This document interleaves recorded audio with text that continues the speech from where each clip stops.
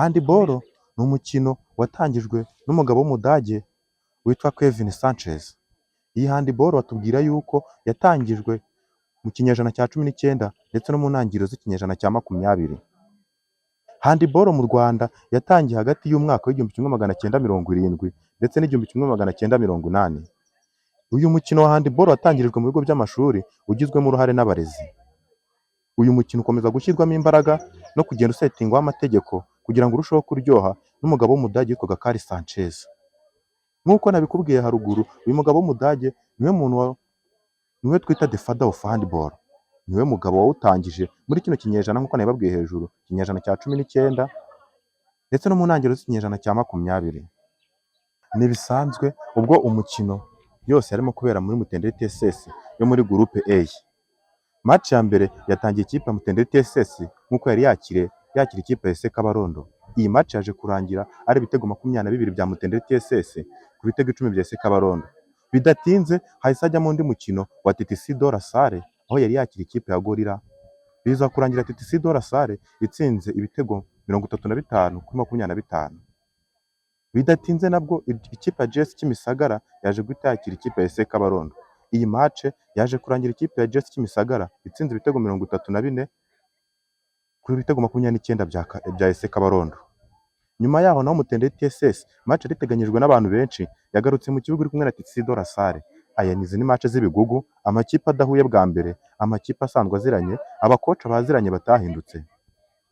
Nk'ibisanzwe nk'uko Mutenderi yari yabikoze, yayitsinze ibitego 40 ku bitego 23 bya TTC de la Salle. Match yabaye bwa nyuma ni ikipe ya GS Kimisagara aho yaje kuba itsinda ikipe ya Gorilla ibitego 25 kuri 23. Iyi match nayo yari ikipe y'injyana muntu, cyane ko iyi match yari y'amakipe yenda kunganya imbaraga. Saho ngaho gusa byabaye muri groupe A no muri groupe B byabaye. Ikipe ya Elias Academy yaje kuba yakira ikipe ya GS FAC. Byaje kurangira ikipe ya Elias Academy nubwo yarari iwabo yaje gutsindwa na GS FAC ibitego 38 kuri 24. Nyuma yaho ikipe ya GS FAC yagarutse mu kibuga ikina n'ikipe ya GS Hundwe. Uyu mukino waje kurangira ikipe ya GS FAC itsinze ibitego 39 kuri 28 bya GS Hundwe. Umukino wa nyuma wabaye ikipe ya GS Gihundwe yaje kubikina n'ikipe ya Elias Academy. Uyu mukino ikipe ya Elias Academy ntibyayigendekeye neza, cyane ko ikipe ya GS Hundwe yaje kuba itsinda ibitego 16 kuri 15. Bivuze ngo ikipe ya Elias Academy yatsinzwe imikino 2. Yo ndetse n'ikipe ya GS AS Kabarondo yaje kuba zitsindwa imikino yombi. Ese ubundi handball ni umukino nyabaki? Handball ni umukino watangijwe n'umugabo w'Umudage witwa Kevin Sanchez. Iyi handball batubwira yuko yatangijwe mu kinyejana cya 19 ndetse no mu ntangiriro z'ikinyejana cya 20. Handball mu Rwanda yatangiye hagati y'umwaka w'1970 ndetse n'1980. Uyu mukino wa handball watangirijwe mu bigo by'amashuri ugizwemo uruhare n'abarezi. Uyu mukino ukomeza gushyirwamo imbaraga no kugenda usetingwaho amategeko kugira ngo urusheho kuryoha n'umugabo w'Umudage witwaga Kari Sanchez. Nk'uko nabikubwiye haruguru, uyu mugabo w'Umudage niwe twita the father of handball. Niwe mugabo wawutangije muri kino kinyejana nk'uko nabibabwiye hejuru, ikinyejana cya 19 ndetse no mu ntangiriro z'ikinyejana cya 20. Izi match nababwiye hejuru ni Rwanda Handball Championship second division. Njye mwumvuga kuri zino mikoro na Redonasiye nkaho iyi ni Sky TV and Radio. Ndabashimiye.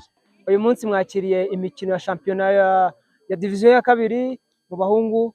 Urumva yari amakipe ndakeka 4, none uyu munsi ugereranyije nka Doyen uhagarariye uri mu bamwe mu bayobozi bahagarariye kino kigo ndetse no guteza imbere siporo muri rusange yaba mu buryo bw'abakobwa ndetse n'abahungu. Uyu munsi ni gute wagaragaza ibyishimo byawe nk'umuyobozi? Murakoze. Uko yabivuze ni Doyen hano Mutenderi TSS. Amazina yanjye nitwa Kariza Gift Viana. Uko mwabibonye hano habereye imikino itandukanye, haje amakipe atandukanye, hari amakipe 4, ariko nk'uko mu marushanwa nyine twese turabizi ko haba harimo gutsinda no gutsindwa. rero abenshi batsinze mwabyiboneye byari byiza. Ikintu navuga guteza imbere siporo, siporo twese turabizi ko ari ubuzima, siporo idufasha mu bintu byinshi, mu kwirinda indwara ndetse no gukomera k'umubiri.